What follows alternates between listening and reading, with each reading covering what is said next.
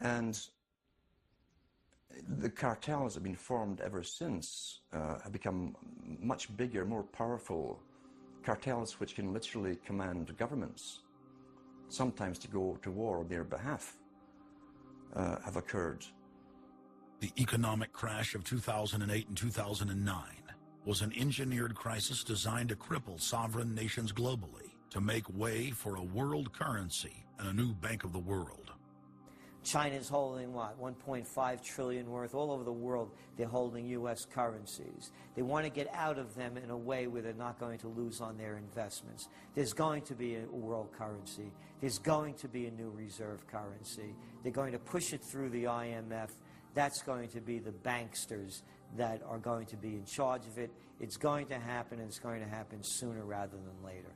There was also a question to Geithner.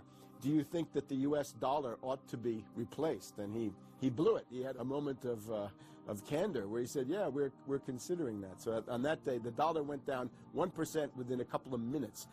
Chinese government proposal about a global currency and about the IMF regulations, the new IMF idea about general agreements to borrow and having a faster ability to disperse to the emerging market. As I understand this proposal, it's a proposal designed to increase the use of the IMF's special drawing rights.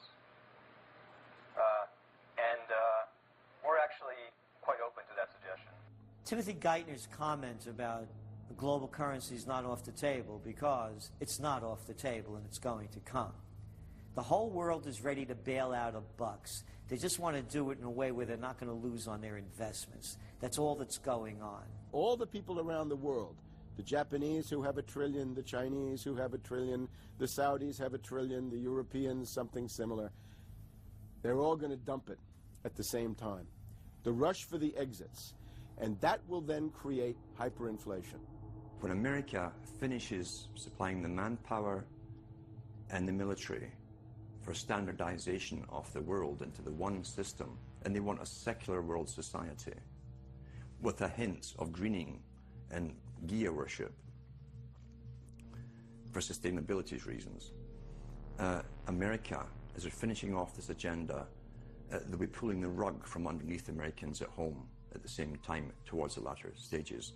When the dollar starts to slide, and this was always the nightmare of Paul Adolph Volcker, who is now sitting in the Obama White House, once the dollar starts to go, there's nothing to stop it.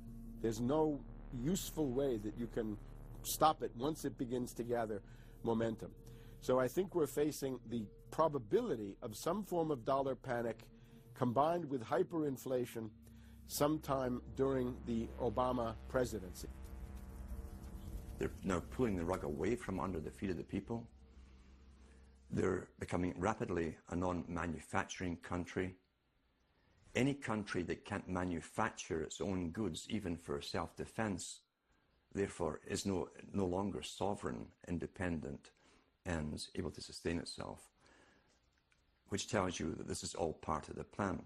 It started with the very beginning when you established that there was a Federal Reserve System given the power of the state to create money out of nothing and to do so without any regard to the will of the people, without any regard to what's behind the money system.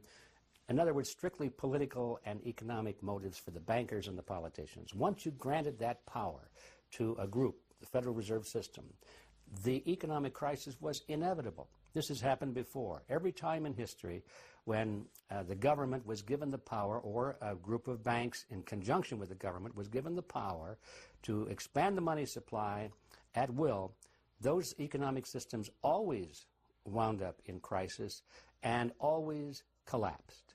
So there's no reason to believe that the United States was given some kind of a get-out-of-jail-free card, an exemption from the processes of history.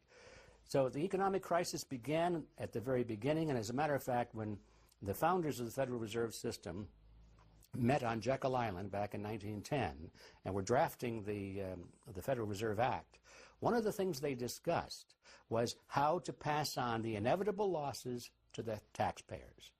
They knew that inevitably something like this would happen, and they knew that there had to be some way to get out of it without destroying the banks, of course, because they were the banks. And they said, aha, we'll go into partnership with the government, we'll take our cartel agreement and pass it into law, call it the Federal Reserve Act, and we'll make the taxpayer come online and be responsible to bail us out if and when the failure finally comes. Who's going to soak up the derivatives? Who's going to soak up the debt? Who's going to be penalized? And right now, it looks like Wall Street's getting bailed out, and the little guy in the middle of Main Street America are all going to pay the penalty.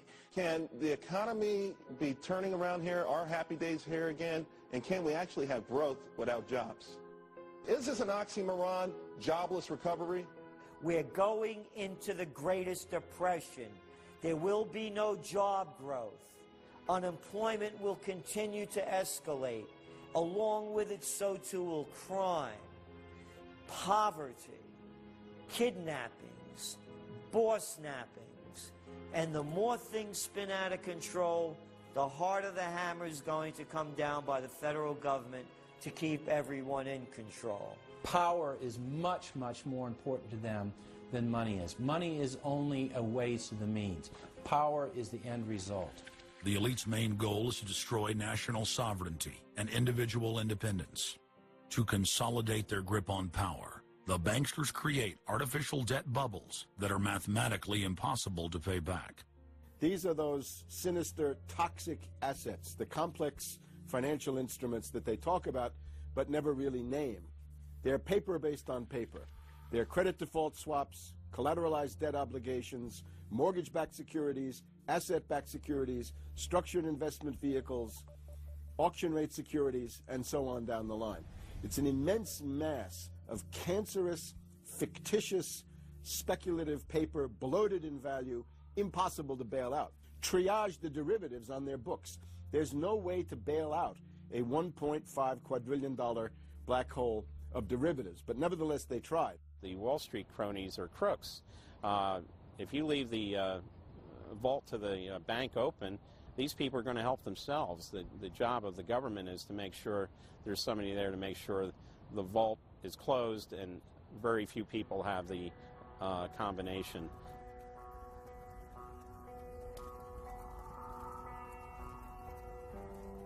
I'm William K. Black, Associate Professor of Economics and Law at the University of Missouri at Kansas City. I was a senior regulator in a number of different positions during the heart of the savings and loan crisis. On a staff level, I led the re-regulation of the savings and loan industry.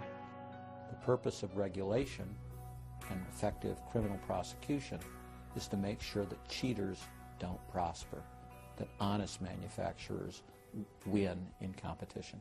The primary driver of the current crisis is accounting control fraud. These are frauds led by the CEOs of the major lending institutions and major banks and institutional buyers of toxic waste product. How did it start? It started with mortgages, particularly non-prime mortgages. In September of 2004, the FBI warned that there was an epidemic of mortgage fraud, their words, and that this epidemic of mortgage fraud would cause an economic crisis at least as large as the savings and loan debacle if it wasn't stopped. The FBI found that 80% of the mortgage fraud was being induced by the lenders, not by the borrowers. You know, much of the rage has been against the borrowers, but if you want rage, it should be at the CEOs who became fabulously wealthy by following a strategy based on fraud. The Wall Street people and their friends here at the Federal Reserve and at the U.S. Treasury and down the Washington Mall here at the U.S. Capitol. That's where the damage was done, and if people want to vent their anger, they need to vent it against these people.